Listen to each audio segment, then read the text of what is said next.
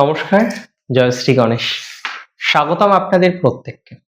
আজকের পর্বের অনুষ্ঠানে আলোচনা করব যে রাশিটিকে নিয়ে। রাশিটি জেমিনাই অর্থাৎ মিথুন। খুব উল্লেখযোগ্য একটা ট্রানজিট। অ্যাকচুয়ালি আপনার একাদশপতি হচ্ছেন মঙ্গল, সফলতা ভাবের অধিপতি গ্রহ। আগামী জুন মাসের 20 তারিখে আপনার রাশির দ্বাদশে প্রবেশ করছেন। সেখানে অবস্থান করবেন 2 আগস্ট পর্যন্ত। 20 জুন থেকে 2 আগস্ট, একটা হিউজ টাইমিং। এই সময়ে শনি মঙ্গলের মধ্যে একটি বিশেষ গ্রহযোগ তৈরি হচ্ছে। সেই যোগের ফলাফল, সেই যোগের রেজাল্ট আপনার লাইফে ঠিক কেমন ভাবে আসবে বা আসতে চলেছে বা আসতে পারে, সেই বিষয়ক আমরা আজকে একটু চর্চা করব, সেই বিষয়ক তথ্য জানার চেষ্টা করব। দেখুন, সবার প্রথমে আমি আপনাদের জানাতে চাই, শনি মঙ্গলের এই যে গ্রহ সঞ্চার, এটা আপনাদের জন্য অত্যাধিক স্পেশাল।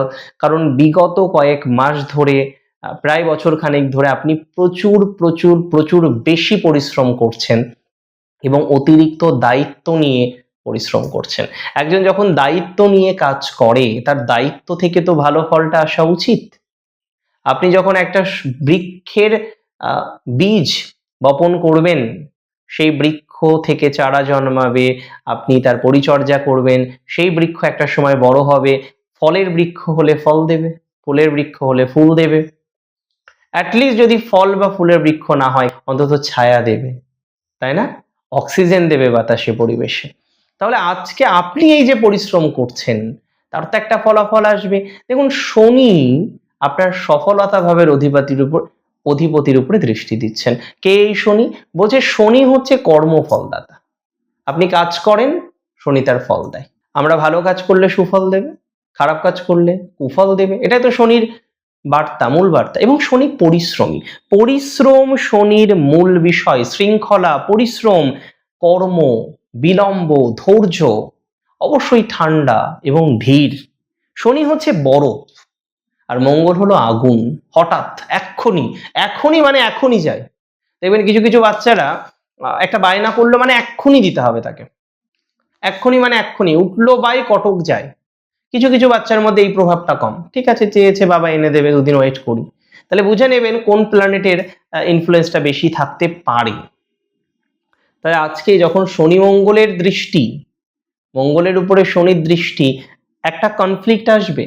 আপনার ব্যক্তি সত্তা, যেহেতু আপনার কোনো না কোনো ভাবে এই সঞ্চার আপনার দ্বাদশের সাথে কানেক্টেড, আপনার ব্যয়, আপনার ইনভেস্টমেন্ট, আপনার বিদেশ, তার সাথে আপনার কর্মকে লিঙ্ক করবে।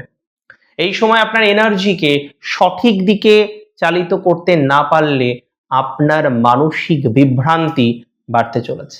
মিথুন রাশির ক্ষেত্রে গ্রহের অবস্থানটা বুঝুন। মিথুনের অষ্টম, নবম, দশম কানেক্ট করেছে শনি। অষ্টমপতি, নবমপতি দশমে। নবম ভাগ্য, অষ্টম হঠাৎ কিছু, দশম হচ্ছে কর্মঘর।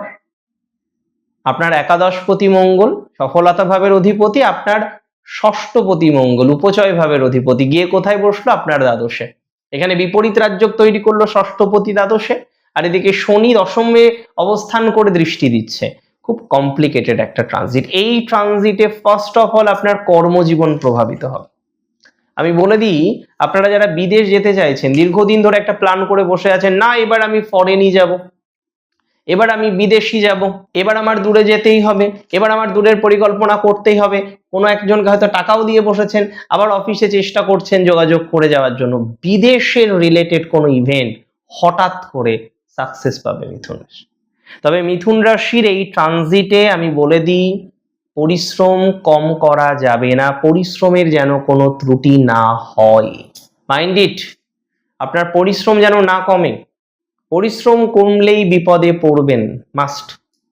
পরিশ্রম কমলেই সমস্যায় পড়বে। দায়িত্ব এড়াতে চাইলেই জটিলতার মধ্যে পড়বেন মিথুন। এই ট্রানজিটে দায়িত্ব এড়ানো যাবে না। ইনভেস্টমেন্ট খুব সিরিয়াস ভাবে করবেন। যারা ব্যবসায়িক ইনভেস্টমেন্ট করতে চান, ব্যবসার কাজে যারা ইনভেস্টমেন্ট করতে চান, খুব সিরিয়াস ভাবে ইনভেস্টমেন্ট আপনাকে করতে হবে। তাহলে একটা কথা এখানে বুঝতে হবে যে আপনার অগ্রগতি মাস্ট। আপনার নেগেটিভিটি থেকে বেরোনোর সম্ভাবনা আছে, আপনি নেগেটিভিটি থেকে বেরোতে পারবেন, আপনার জটিলতা মুক্তির সম্ভাবনা আছে। অ্যাকচুয়ালি মিথুনকে পরিশ্রম ছাড়া যাবে না। মানে অনেক সময় হয় কি বলুন তো, যখন অনেকটা পেয়ে যায় না আমরা, তখন আস্তে আস্তে ছেড়ে দিতে চাই। ডোন্ট ডু দ্যাট, এটা করবেন না, আমার রিকোয়েস্ট। কারণ আমি মনে করি মিথুন একটা জাস্ট ভালো সন্ধিক্ষণে দাঁড়িয়ে আছেন, অনেকটা স্ট্রাগল করেছেন, আর কিছুদিন, আর কয়েকটা দিন স্ট্রাগল করুন। সামথিং নয়, many thing better will happen with you. অনেক ভালো হবে আপনাদের। মিথুন রাশি জাতক জাতিকাদের আমি বলে দিই, আপনাদের শত্রু এবং প্রতিযোগিতা, আপনাদের ষষ্ঠপতি দ্বাদশে, এখানে কিন্তু শত্রু নিয়ে একটা বিভ্রাট তৈরি হতে পারে। শত্রু আপনাকে মিসগাইড করতে পারে। শত্রু কি করতে পারে? আপনাকে মিসগাইড করে দিতে পারে। You may misguided by your enemies, আপনার শত্রু দ্বারা। সো এই সময়ে আপনাকে যেটা খেয়াল রাখতে হবে, আপনি প্রতিযোগিতামূলক পরীক্ষা যখন দিচ্ছেন, যে কোনো প্রতিযোগিতায় যখন যাচ্ছেন, একটু মাথাটা ঠান্ডা রাখবেন। তাড়াহুড়ো করলে ভুল হয়ে যায়। আমি বলে দিই, আপনার আর্থিক স্থিতি কিছুটা বৃদ্ধিপ্রাপ্ত হতে পারে, তবে ইনভেস্টমেন্টের সম্ভাবনা খুব তীব্র। ইনভেস্টমেন্ট বুঝে শুনে করুন। ইনভেস্টমেন্ট ঠিকঠাক হলে বাকি অনেক কিছু ঠিকঠাক হবে, এটার প্রতিশ্রুতি আমি আপনাকে দিলাম। এই সময় মিথুনের কোন কোন প্রফেশনগুলোর জন্য ভালো, আমি ফার্স্ট বলে দিই। মিডিয়া, জার্নালিজম, কমিউনিকেশন, লেখালেখি যারা করেন, মিডিয়া পার্সন আছেন, লেখালেখি করেন, কমিউনিকেশনে যুক্ত আছেন, খুব ভালো সময়। ম্যানেজমেন্ট, অ্যাডমিনিস্ট্রেশন, লিডারশিপ রোলে যারা আছেন, খুব ভালো সময়। আইটি সেক্টরে যারা চাকরি করেন, সফটওয়্যারে যারা আছেন, খুব ভালো সময়। টেকনিক্যাল স্টার্টআপ হওয়ার প্রবণতাটা প্রচুর পরিমাণে দেখতে পারবো। মিথুন রাশি যারা স্বতন্ত্র ব্যবসায় যুক্ত, যারা ফ্রিল্যান্সিং সংক্রান্ত কাজ করছেন, খুব ভালো সময়। মেডিকেল, ফার্মাসি রিলেটেড বা ফার্মাসিউটিক্যাল কোম্পানিতে যারা কাজ করছেন, পজিটিভিটি আছে। ল্যাবরেটরি বা রিসার্চের সাথে যারা কানেক্টেড, খুব ভালো সময়। দেখুন, কিছু সাবধানতা নিতে বলবো। ফার্স্ট হচ্ছে, এই সময়ে পায়ে, লেগ আঘাত লাগতে পারে, হালকা সাবধানে চলবেন। ছোটখাটো চলতে গিয়ে একটু মচকা লাগলো, একটু আঘাত লাগলো, প্রবণতা খুব বেশি, সাবধানে থাকবেন, কিচ্ছু হবে না।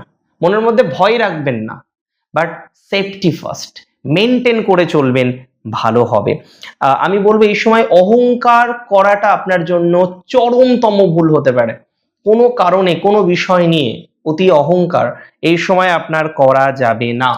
মেজাজটাকে রাখতে হবে পুরো নর্মাল।